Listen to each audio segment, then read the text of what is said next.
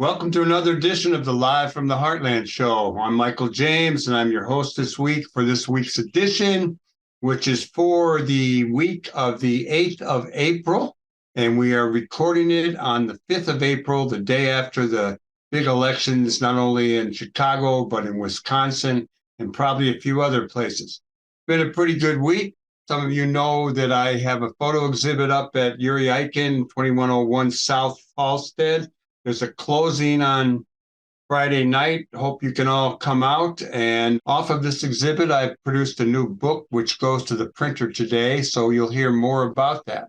But it has been a really good week. Now, yesterday was a really special day. I don't know what the horoscopes are, how the stars align, but the former president named Trump, he was indicted. And while he had called for a lot of protesters to converge in Manhattan, the crowds were mostly just journalists. Also on a good yesterday, up in Wisconsin, Janet Protasewicz, a judge out of Milwaukee, was elected to the Wisconsin Supreme Court, shifting the balance of power to the democratically oriented types. And that will have a lot of ramifications about abortion bills and a lot of other legislation up in the state of Wisconsin, our neighbor to the north. And here in Chicago, I'm really happy to say we've been hearing that Dallas was in the lead, that he was a little ahead. We know a lot of money from former Illinois guy who lives in Florida now, was the richest guy named Griffin. I think his name is Griffin. And also the guy who owns Uline, which, you know, if you get tubes and packages and things you have to send, they're pretty much limited to those guys. They pumped a lot of money. They don't live in Chicago, but they pumped a lot of money into this race. And Brandon Johnson from the Cook County Board, a former teacher, he was elected the new mayor of Chicago. And let me say, we are really glad about it. Some really good victories. And also here in Chicago, and we'll talk a little bit about the election later with our state representative, Kelly Cassidy. Angela Clay did win in the 46th ward, and Lenny Monahoppingworth did win in the 48th ward. Those are two people we had on the radio show in recent weeks. Moving along on policing and guns. This is from Alternate, which is a great little news service that I get. And Karine Jean-Pierre, the press secretary for the White House, Tuesday spoke to that horrific event of 3 kids and 3 adults essentially being murdered at school, calling it heart-wrenching and infuriating. He praised the 7,000 students who peacefully marched to the Capitol in Tennessee to confront their lawmakers for their failure to keep them safe at school. And she blasted Republicans for shrugging in the face of yet another tragic school shooting while our kids continue to pay the price. And what did the Republican legislators do? She asked this question. They're trying to expel these 3 Democratic legislators who joined the protests. Indeed, Speaker of the Tennessee House, a guy named Cameron Sexton, has scheduled a vote for tomorrow, Thursday, that would be the 6th, to expel Democratic reps Gloria Johnson, Justin Jones, and Justin Pearson in retribution for their role in supporting the protesters. Press Secretary Jean-Pierre continued expanding her criticism by saying, what we're seeing from Florida to Tennessee in the United States are Republican officials who are doubling down on dangerous bills that make our schools places of worship and communities less safe. It's all there, and pay attention, spread it around. Another on the negative things going on, we've had a lot of book banning. This is the second time I've tried that joke, but it is akin to book burning. Basically, we have a situation where young white parents, conservatives, are denying their kids and others the knowledge of what was done all around them to Black people. You know, someone I was talking with recently said the Bible has more violence and more sex in it than a lot of these books that are being banned. So I'm waiting for like a movement of people saying, let's ban the Bible because it's full of sex, it's full of violence. And if you want to look a little further, and again, I'm going to refer to Alternate for the source, Texas is to take up a bill requiring the 10 commandments in every school classroom. The Texas State Senate Education Committee this week will take up a bill requiring the 10 commandments to be installed in every public school classroom, and another that would allow schools to hire pastors or chaplains instead of counselors. I don't know where these people are getting this, but it's a strange deal going on. And we have to keep having electoral victories like we did yesterday to fight this stuff off. On whether the Environmental Protection Agency is going to tighten limits on mercury and other pollutants from power plants. The new rule would reduce mercury, arsenic, nickel, and lead emissions, which the Biden administration said would protect health. Back here in our neighborhood, once again, in case you missed it, the intent encampment in Toohey Park is now cleared and things are getting back to normal. Speaking of the environment and getting rid of gas-powered cars, all you hot rodders may want to take note that the end of the gas engine Camaro is now opening a new door for muscle cars. General Motors ending the production of the classic American sports car. I never really called them a sports car, but executives say an electric version is likely. Corvette is already planning an electric version. On our sports front, the Bulls looks like they're in the playoffs. You know, they're going to play, I guess they'll be number 10 unless they win another 2 games. They could move up. If they win that, they'll go on to play the winner of the number 7 and 8 games, and we're rooting for them. Both our baseball teams, the wonderful White Sox and the Cubs, are both at 2 and 3 going into games today, Wednesday, the 5th. College basketball is over. Let's give a lot of congratulations to LSU on the women's side and to UConn on the men's side. Next week, all you sports fans, we're going to bring my cousin Adam James back.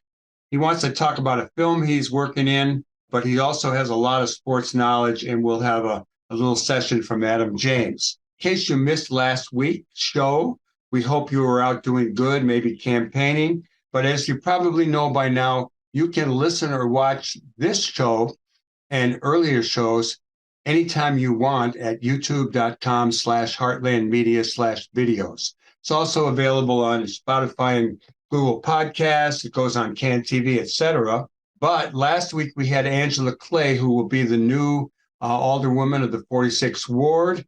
And we had an old pal from Students for Democratic Society, James W. Russell, who talked about some films he's been involved with making, talked about his new book about retirement, talked about a novel he did about slavery in Texas. It was a really nice interview, and he's quite an impressive young fella. Well, he's not that young anymore, but a good guy. And finally, in the little opening banter here, I'm going to put the pitch out again. We have an engineer who puts a lot of time into this show.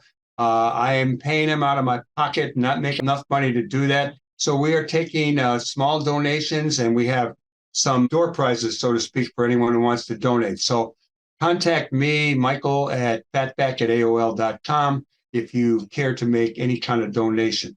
All right, we're going to take a little short break, and we'll be right back with our state representative, the one, the only, the incomparable Kelly Cassidy. Okay, welcome back. Welcome back to more Live from the Heartland. This is for the week of April 8th, and we are recording it on the 5th. And my next guest is someone who, it's always great because she never turns me down and comes on the show, the one and only Kelly Cassidy, the state representative for the great state of Illinois from the 14th District. And I've got Kelly coming on today to talk about what happened in our election. I'm going to read a little something from Axios Chicago. And they said Cook County Board Commissioner Brandon Johnson defeated Paul Vallis to become the next mayor of Chicago. Why it matters. The win signals a leftward shift in city politics, where a progressive political movement has been gaining strength among voters in recent years.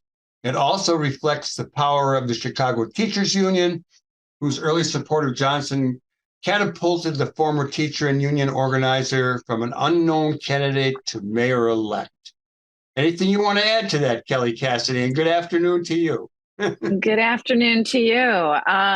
And I'm still a little bleary-eyed from not just yesterday, but the last 5 weeks of, really being in an all-out sprint between the legislative schedule, which is at its intense point, and having this really existential election that was facing us. This was all of those things and so much more.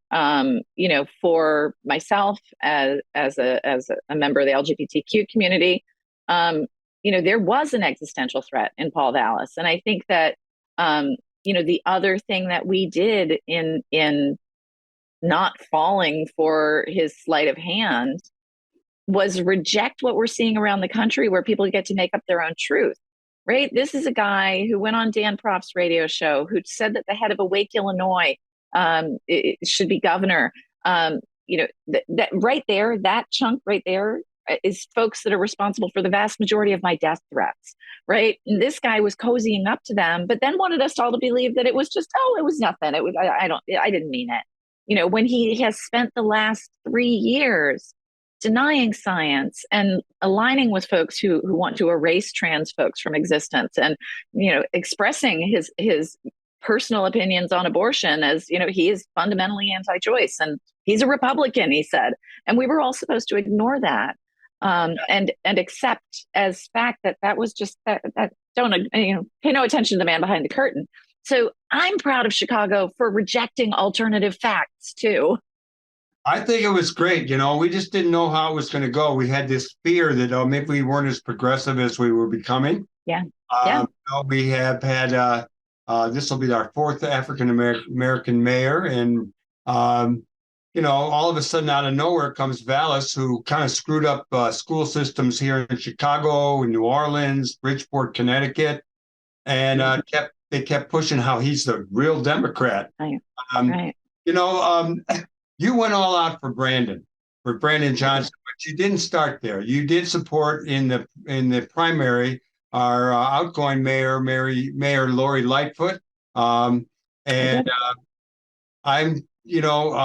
I'm complimenting you that I gave you some about supporting her and not Chewy originally, but I think what happened for a lot of people around town, and yourself included, was once Brandon was in the primary, you were all in. 100%. And we, and now in my role as Democratic committee person here in the 49th Ward, this is an organization that has a proud tradition of member-driven endorsement processes. And in the February race, we came to a very clear conclusion that nobody would have gotten a majority. We had a lot of our friends up here, mostly divided between Brandon and Chewy.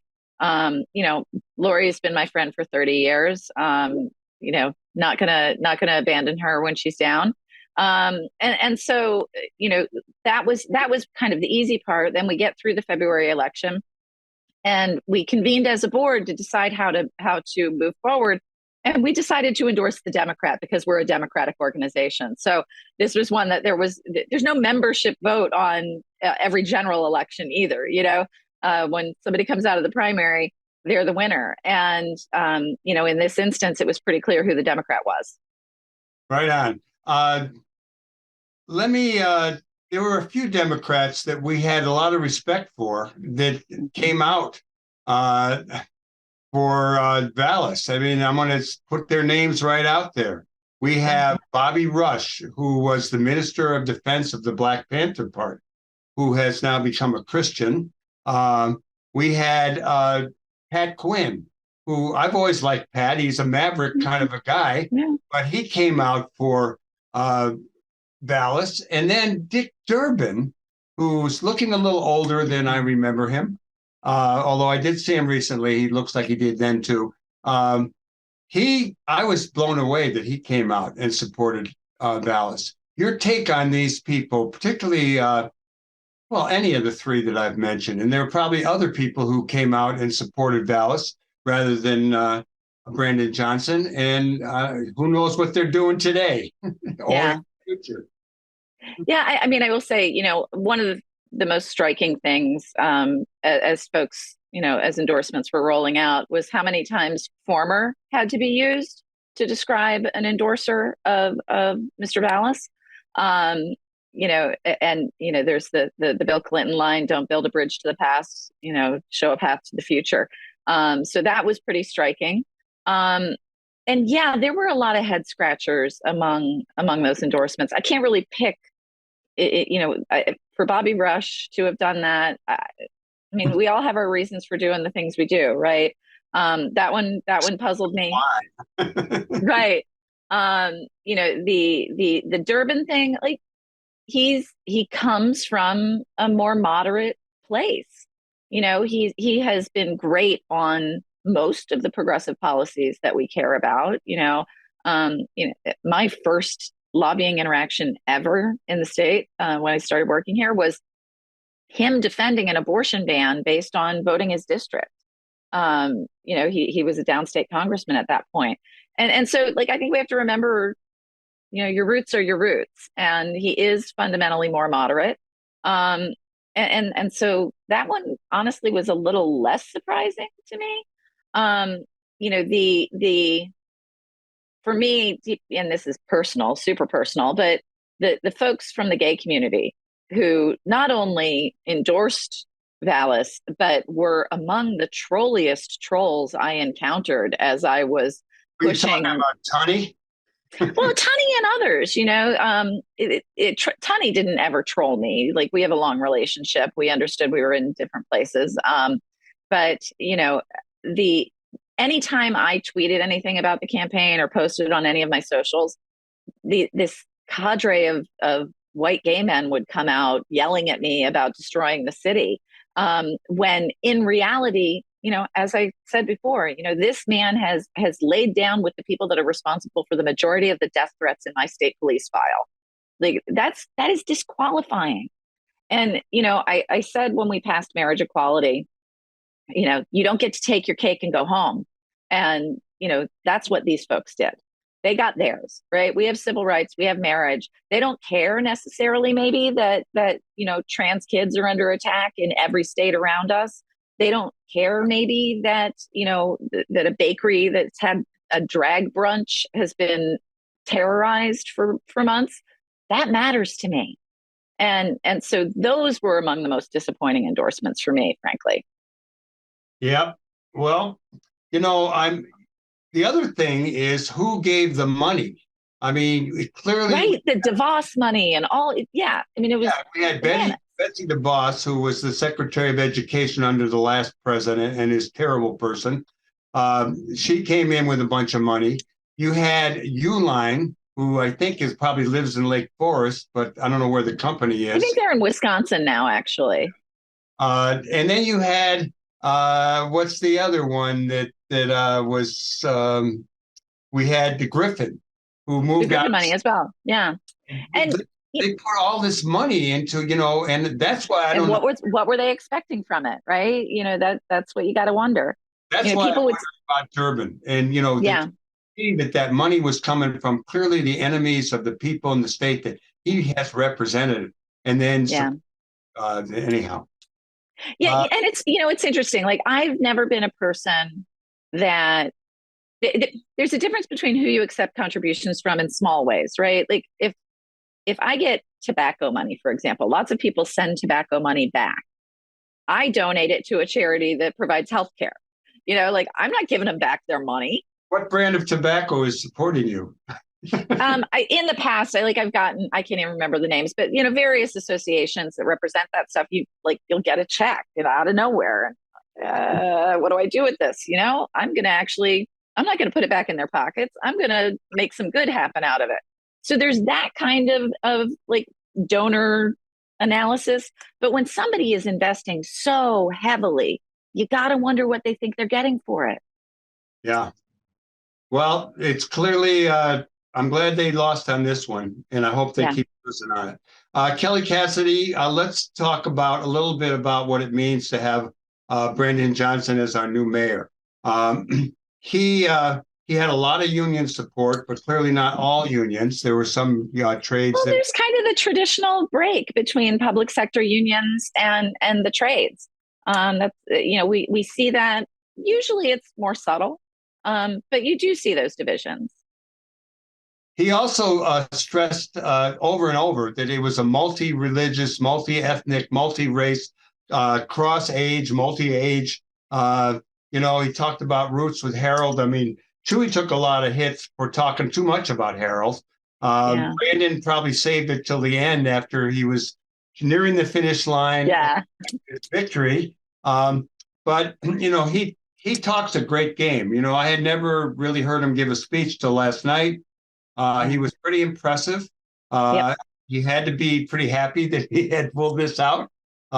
What's your take on the future now? And if you want to include some of the stuff on the new makeup of the city council, that would be a good time to do it. Sure. I mean, I think that, the last election started the move towards a more functional city council, a more functional legislative body. And I think that, and I'm still kind of digesting everything that happened in all of these other races.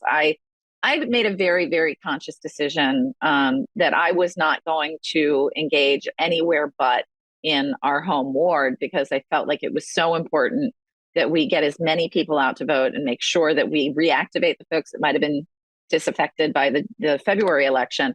So I was less engaged in a lot of those, or even less aware in a lot of the other races. So I'm still kind of absorbing it, but it's fundamentally clear that that the intention here is for this to be a much more functional legislative body. And I think that that's a place where he has a bit of a leg up, because he's been part of a legislative body. And, we see this with governors who haven't necessarily had legislative experience, who don't really understand the interplay between the branches. We saw it with Rauner. We saw, even a little bit with Pritzker early on, and with Lightfoot. Right? There's a nuance to being the executive, but being a co-equal branch of government that doesn't exist in any other place in your life. So I think that he is well situated to manage that and navigate that well, regardless of the ideological bent of the ultimate, makeup of the council, because that's the part I haven't fully absorbed yet. I think that gives him a significant advantage, and that ability to build relationships that you just mentioned. He comes off very warm. He's very engaging. He's very thoughtful. I didn't know him really well. We had done some movement work together prior. We've been on projects together, but we hadn't really hung out. And spending some time with him over the last 5 weeks, I think that his personality, his persona, will lend itself well to the role. Well, I'm looking forward to it. I think that, probably is now a time where we want to really support the new guy coming in. Yep. And it's pretty special. What is your sense of his ability to pick people and have a lot of strong people around him? As I recall, Harold had some really good people. And, it's really key to who you have. I mean, he might be able to be a strong enough guy to just do it out there on his own, but I think a good team is really where it's at. Any sense on that? It doesn't feel like that the lone wolf thing is his style either, right? Like I feel like he's a collaborator by nature. If you look at some of his early endorsements, he's got a lot of great policy chops in his close circle. Robert Peters is one that comes to mind. The architect of the Safety Act, having him around, Kwame, a lot of these folks that have that bring some real depth of understanding of policy, I think are really going to be great assets to him. What's your sense about the governor and his relationship? The governor kind of took a few swipes at Vallis. In some ways. Well, Vallis took more than a few swipes at the governor over the last 3 years. So I think that JB was the epitome of restraint in holding off, and I understand why, honestly. Like, you're the governor, you're going to have to deal with the mayor regardless. So I get that, but I think that this was a good outcome for the governor as well. Yeah, I think the governor probably is glad how it came out. Yeah. Kelly, you are the state rep, so I'm going to jump from city council, from the metropolitan area, Chicago, and our new mayor, to a little bit about the state legislature, okay? Sure. I was looking, as I do on Wednesday mornings before we record, I'm looking at everything I can find. And in the Springfield Daily News, the headline was, "Childcare funding expansion remains focal point for lawmakers going into the second half of legislative calendar." Then they talk about increasing access to childcare and boosting funding for childcare programs, remaining a focal point for lawmakers going into the final stretch Yeah. of the spring legislative session. What's going on down there that you think is important that people should be aware of and happy about, or unhappy? So, or unhappy about, absolutely. So, we're on spring break right now. So we've both chambers have moved their initial bills to the other side. So it's like the all-star break, and when we go back, each chamber's load is a little lighter because you're only dealing with what made it across the transom. And that's when we really get down and dirty with the budget. This childcare expansion has been something that's really central to the governor's goals for this budget cycle. And it speaks to, first of all, his lifelong commitment to that early childhood education has been his thing from jump. But also, what we learned going into and coming out of the pandemic is just the incredible the role that childcare plays in our economy, and also what it means to have that reliable and safe childcare, how that makes you as a parent a better employee, employer. It's really critical. And I think that we saw the holes in our system as we were coming out of the pandemic. And so that's been a commitment.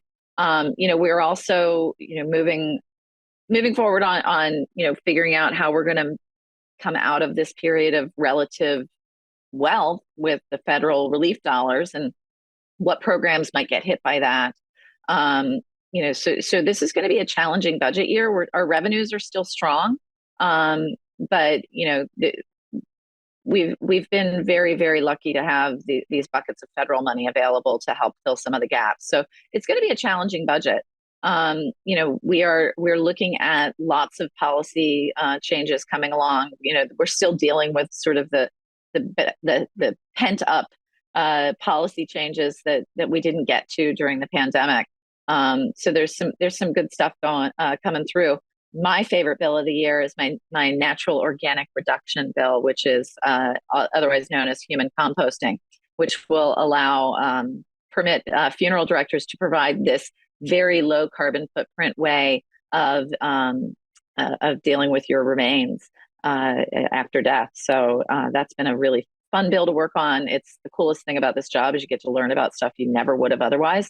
And so that one's made it over to the Senate. Senator Simmons is carrying it on the Senate side, and I anticipate that Illinois will be the 7th state to permit natural organic reduction.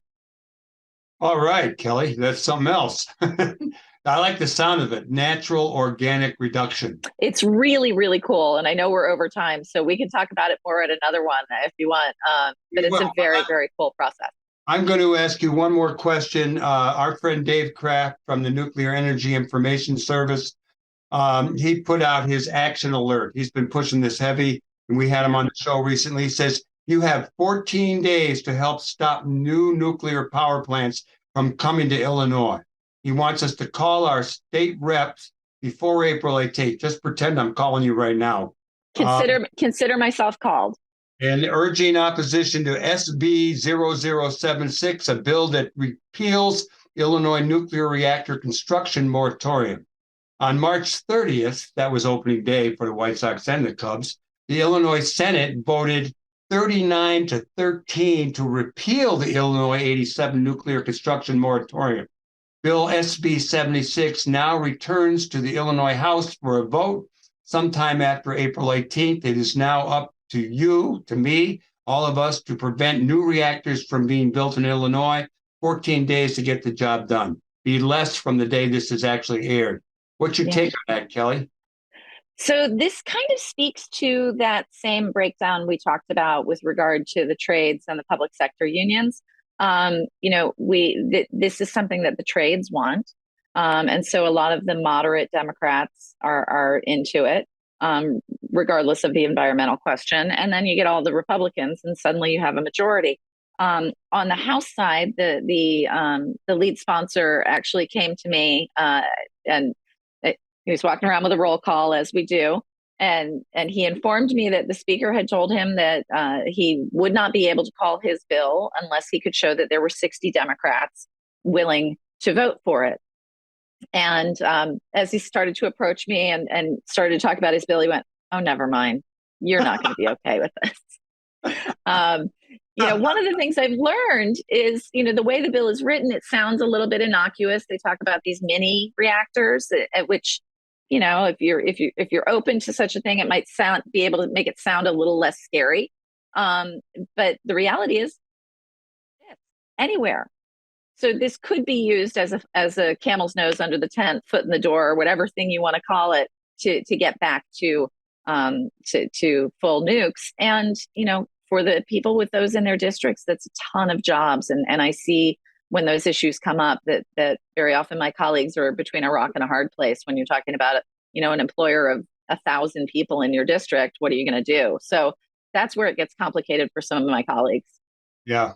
Well, I'm glad you brought up peeking out from under the tent or something, because when I was a young guy up in Vermont visiting my brother, I was with my dad, and there was a girly show at this fair, and I remember kind of trying to take a peek through the opening in the tent, and someone punched me in the face. So ever since then, I've been never went to a girly show. Okay. Never, ever. This was good. Let's get you back to talk more about trans youth, drag shows. I mean, Absolutely. How many guys didn't dress up to be a woman once in a while? Anyhow, right. I don't understand all of what's going on. Kelly, you're great. Got any parting words you want to throw out there to the masses who are watching or listening to our show? Go Rogers Park. This community really stepped up in the last 5 weeks. I am beyond proud of all of the folks who really put this campaign on their shoulders and didn't give up, even when there were moments when it looked a little bleak. So it shows that people power is real. And all you people who would rather see Katie Hogan hosting the show than me, she pretty much is pretty busy. She does come on now and then, and I'm sure we'll get her back really soon, because she worked really hard on getting. She ran this campaign for us out of our ward office, and she was amazing. Right on. Well, you're amazing too. Keep up the good work, and I'll see you real soon in the neighborhood, probably around the. So take care. Okay, bye. And you all stay tuned here on the left end of your dial for more Live from the Heartland. We'll be coming up with Jon Melrod, who has a new book out called Fighting Times, and he's going to recount some of his experiences.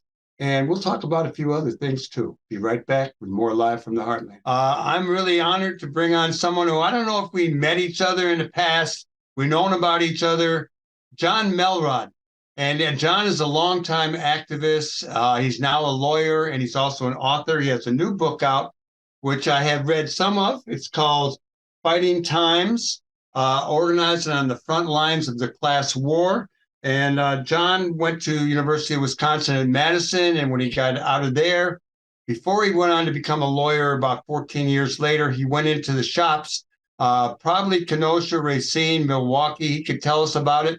One reason we're having him on is because he is coming to Chicago and to Milwaukee. And just so people got it, he's going to be at Pilsen Community Books on Monday the 17th. That's 1102 West 18th Street. And then he's going to go up to Milwaukee for the 19th at a place called Boswell Book Company. So we'll run that down at the end. Let's say hello. How are you, Jon? I'm great. And we didn't meet in the past, but I knew who you were from reading the newspaper Rising Up Angry. So it's like we knew each other. Well, again, we are certainly comrade brothers now. Old guys writing books, working on stuff still in the movement. And I would like to just have you do that. One of the things I do in my class at DePaul is we bring in people who will talk about the women's movement or the Young Lords or the Black Panthers, but it's also their life as a progressive or a radical or an organizer. Tell us a little bit about your own experience. What turned you on? I know you talk a lot about growing up in segregated Washington, D.C., and a few things happened to you there. You saw them. You went up to school in Vermont, et cetera, et cetera. Give us a little story about yourself and how you got into the movement and what you've done over time. And one of the things that was really valuable about writing a memoir was that it allowed me to examine myself. And understand the reasons behind some of the things that I did. The reason I wrote the book was in 2004, I was diagnosed with terminal pancreatic cancer. And my young kids didn't really understand, Dad, why did you go to work in factories that are killing you now? And I decided I better quick. I was only given 6 months to a year to live. So I decided I better try and get my legacy down so they at least knew why their father did what he did. So that's why I wrote the book Fighting Times to begin with. But you're right. I grew up in DC, and it was so much a segregated city. I call it apartheid-like. I mean, just as a kid, you'd see it all around you. At the amusement park we used to go to, the students from Howard University picketed to desegregate it, and the white racists came out and started beating up on the Howard students. And eventually they threw bleach into the pool, and the whole place was shut down. And as a kid, you're like, hey, it's 110 degrees in DC. Why can't Black kids swim with us? And that began my thinking along the lines of something's amiss in this society.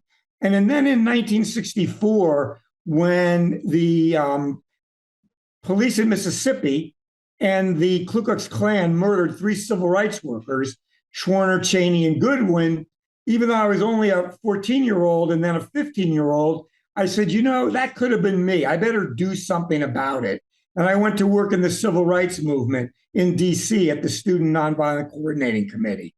And that's how I first became an activist. And of course, the Vietnam War was going on at the same time. So we were also very active in high school, trying to shut down the induction center in Manchester, New Hampshire in 1967, when there were national protests to close the draft centers around the country. Then I went on to school in Madison, which was like stepping into the epicenter of the student insurgency in the country. And I was right at home, and I jumped right in, hanging out on Willie Street, throwing things, doing stuff. Just throwing things, that's all. And somebody said to me, why is it, one of the reviewers said, Melrod talks in the first person till he gets to Madison, and he was protesting the Vietnam War. How come he changed to the third person at that point? So like I said, just throwing things. But in any event, we were very active in opposing the war, supporting Black students striking for ethnic studies and the admission of more Black students. And it's an interesting lesson. At the height of that Black student strike, 10,000 people marched on the Capitol in Madison. Almost all of them were white. So when I hear all this talk now, whites won't support Black students, won't support ethnic studies, won't support critical race theory, I say that's bullshit. If you lay the basis in education and you go out there and organize, you defeat that kind of narrow-minded thinking. And the fact that 1/3 of the student body protested marching to the Capitol is a living example of that. But, during the huge Vietnam protest that took place when Nixon invaded Cambodia and when the students were killed at Kent State, 4 students were shot and killed by the National Guard, I also participated in the labor activities of the United Front. So I went out to all the factories and workplaces in Madison and rallied people against the war, and was really excited and impressed. One of the stewards at the Oscar Mayer plant proposed that we hold a rally against the war. And a lot of that drove me to want to leave Madison to go to work in the working class, in union movement, in factories to organize, because it was apparent that without building the movement among that sector of the United States population, you weren't going to really make fundamental change in the US. So that's when I went into working in industry. And you ended up working at a United Auto Workers organized plant in where, in Milwaukee or in Kenosha? I initially went to work in Milwaukee and worked there for about 9 months.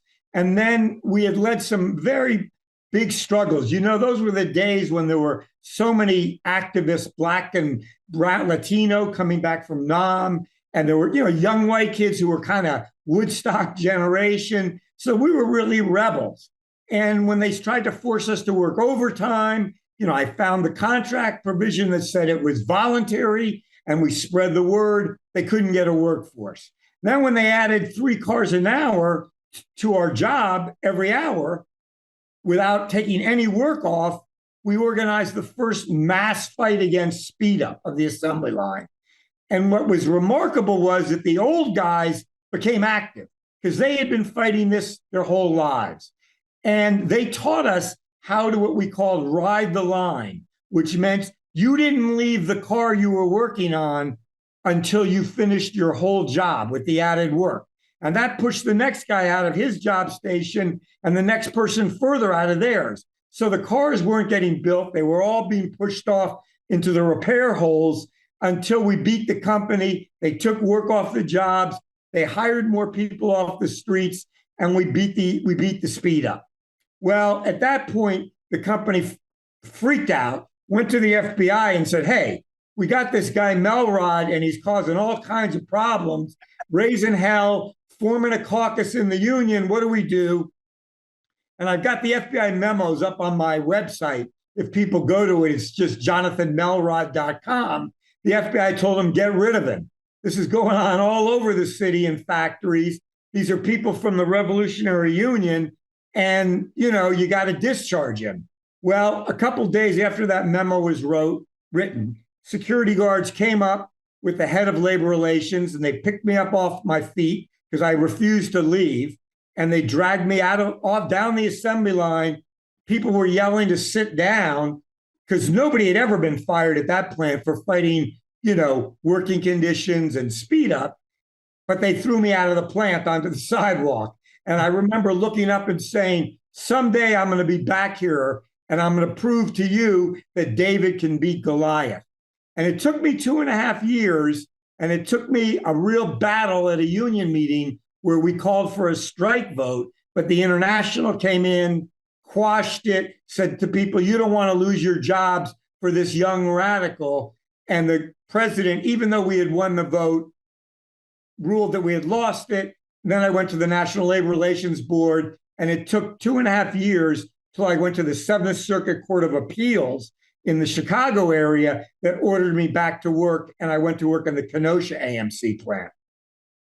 Did you mention the Revolutionary Union? Were you in that organization? Yeah, I was in the Revolutionary Union, which at that time, things changed as history went on. But at that time, really did some, I think, good work. And we put out a buddy of yours, Bill Drew, who that's how we sort of became reintroduced. Yeah. He was editor of the Milwaukee Worker. And we used to sell it in front of the plants. And I used to sell some 100 copies in front of American Motors. I mean, people really read it and listened to it. And it was a good effort. It wasn't overly sectarian or overly lectury toward the workers. It really came from the struggles that were being waged in auto factories and in steel and in mining all over the country. I miss selling papers. I really loved, I put out the Heartland Journal after I did the Rising Up Angry, and I always was involved in putting out papers. Now I'm working on books.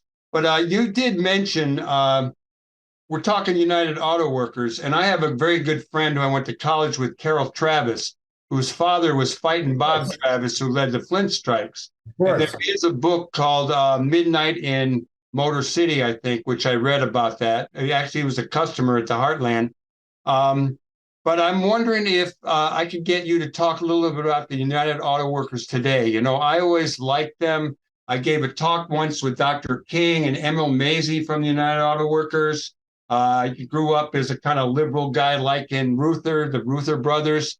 But things weren't always as good as we thought or hoped. They just had an election where a guy named Sean Fain, a union staffer and formerly local UAW leader out of Kokomo, Indiana, was elected. But there's been a bunch of questioning back and forth about the votes. What's your take on the status of the UAW today and what's going on? Yeah, I'd love to answer that. Let me just go back a slight bit in history because it's very pertinent to what's occurring today. We had the best contract in the United Auto Workers at American Motors. We had the right to strike over all grievances. We had one steward for every 35 employees, and a steward only had to be on his job or her job a half hour a day, and then they could be on union business. And we had voluntary overtime. That used to exist throughout the entire auto industry. But Victor was a close friend of mine, Victor Ruther, but his brother Walter got rid of all three of those benefits that we had won in the big three because he didn't want strikes breaking out in between contracts. So he basically built the UAW as a union that could deliver on wages. We had the best wages. We had COLA, cost of living on our hourly wage. We had the most vacation time, et cetera. But what he gave up for that was the power on the shop floor. And in American Motors, our UAW locals kept that power. In fact, in 1969, there were 13 wildcat strikes in 1 week between the Kenosha and the Milwaukee plant. And Lunenburg, the president of AMC, went to Walter Reuther and says, you got to get these crazy guys under control. Well, Reuther tried, but he never did. So to the end, we maintained a Democratic rank and file run union. Let's get to the international today. In '83, we led a movement to fight for this one member, one vote, where all the members in the United Auto Workers would vote for the officers of the union. Our local pledged $100,000 nationally to wage that campaign. And we really put up a fight. We had gotten 30 locals to put resolutions endorsing the changing of the voting structure. When we got to the convention, we called a meeting the first night. 100 delegates showed up. And when it came time to fight for that motion on the floor, I led the floor fight. And, Reuther had his administration caucus, where it were all the loyal guys who he had appointed to staff jobs. And as I was talking, they were hooting, they were yelling, and we put up a hell of a fight. Doug Fraser, who was president of the union at the time, said he ruled that we lost the vote, but he went to the press and he says, I haven't had to fight like that in the entire time I've run conventions. So I feel like we laid the groundwork for the victory this year that members were able to vote for international officers. And there's been a big change. A lot of them are reformists who want to reinvigorate the union. They want to get rid of this lousy two-tier system where you can be working next to a young guy and he's making a lot less than you and he doesn't got pension rights. They're pledged to get rid of that. The problem is that we still have 300 or so reps from the old days, from the days of the administration caucus. So they're the ones that are challenging the vote. They're not making it easy for the new leadership to take over the union. So it's going to be a real battle September 15th when this contract expires in the big three to see if they can, in fact, have enough influence to really take on the auto companies and fight to restore some of those benefits that we had won years back that were given up in concession bargaining. Jon Melrod, let me ask you, one of the things that I got from your book was the excitement, the thrill of the action, of the wildcat, a shutdown, a picket line, stopping people from crossing a picket line. I will tell a little story. We heard they were hiring at Sikorsky Aircraft when we were in high school. We went up there in Connecticut. In Connecticut. Yeah, okay. We went up there in a 37 Plymouth, just like the old days, when we were all in a hot rod pub then. And there was a strike going on, and I didn't know anything about it.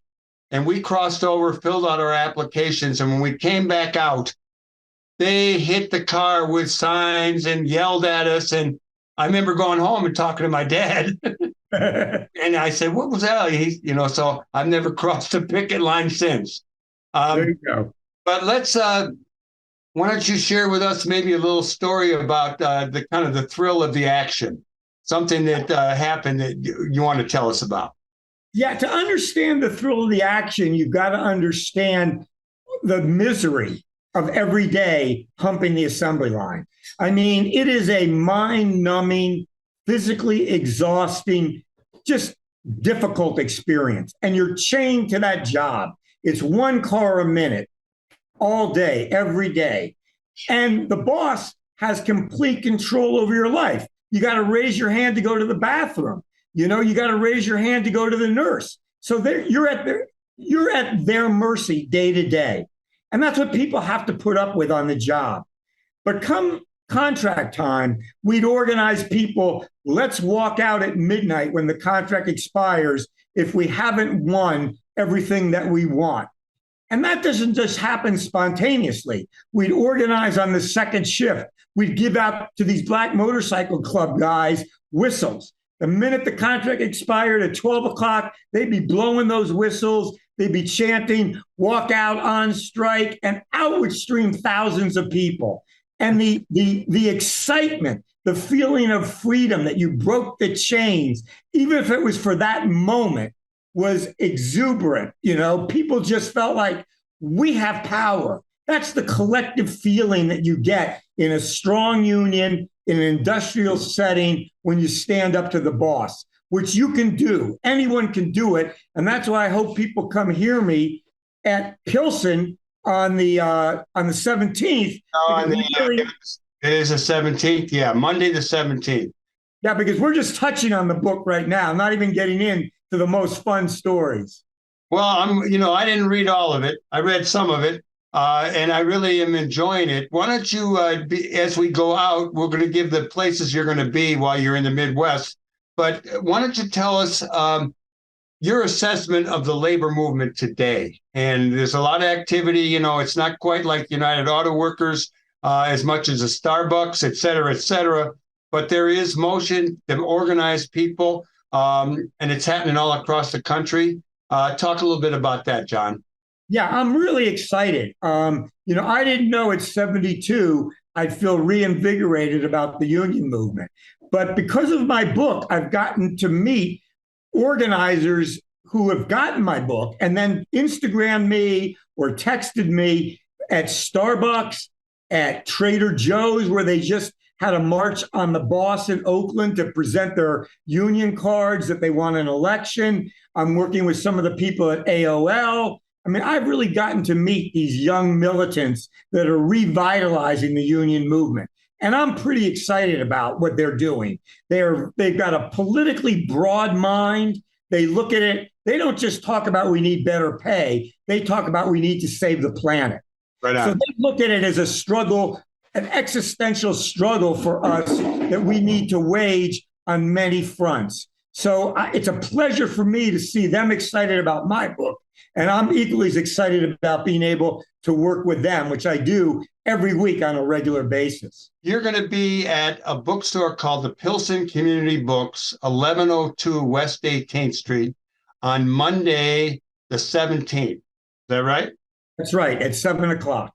At 7 o'clock. And then you're going to take a day off and maybe we'll get together. I'm going to try and come see on that Monday. But on Wednesday, the 19th, you're going up to our sister city, so to speak, where they once had a socialist mayor up in Milwaukee at Boswell Book Company. And that's also at 7 o'clock. No, that one's actually at 6:30. 6:30, okay. And the book, once again, is Fighting Times, and it's put out by PM Press, which is an anarchist press, as I recall. That's right.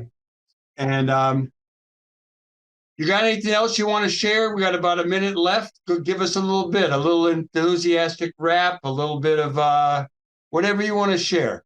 Well, right now, there's the greatest support for the union movement that there's been in 50 years. I think it's at 71%, which really gives us the opportunity to get in there and organize the unorganized. I'm working with a couple of guys who I met down south in the Southeast. That's become industrial America. People should not forget there's two industrial powers in the world today, China and the US. And so we are still an industrial country. And these young people some of them have gone down south to organize. And there's auto plants. There's EV plants. There's EV parts plants. There's truck plants. I got a guy I'm working with who works in a UAW shop where they make electric buses. This is a time for young people who want to be socialists in the trade union movement to take a look at going in, taking those jobs if they really want to change the world, and see what it's like to work there. You'll learn every day. You'll learn from the camaraderie of people on the assembly line. And you've got a chance to make a real difference in the world going forward. Well, you're a hell of a guy, Jon Melrod. And I'm looking forward to actually meeting you in person, not just knowing about you. So we're going to see you on Monday, the 17th at Pilsen Community Books. I hope I can bring my buddy Bob Lawson, who did work for the UAW for a while as an organizer. He comes out of Rising Up Angry. I'll try to pump up Right. and I want to thank you for hitting me up, telling me about your book, coming on the show. And I'm going to come back to you over and over as one of our key labor reporters on Live from the Heartland. I appreciate it. I appreciate you giving me the time. I want to thank everybody for tuning in into this week's Live from the Heartland show. It is for the week of the 8th of April.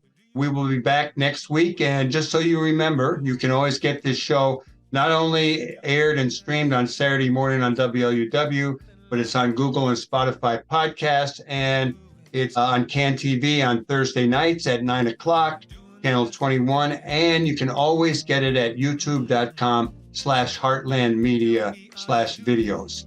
And I want to thank our guest today, Jon Melrod, talking about his new book and other things called Fighting Times. We also had Kelly Cassidy, our state representative from Illinois 14, talking about the election.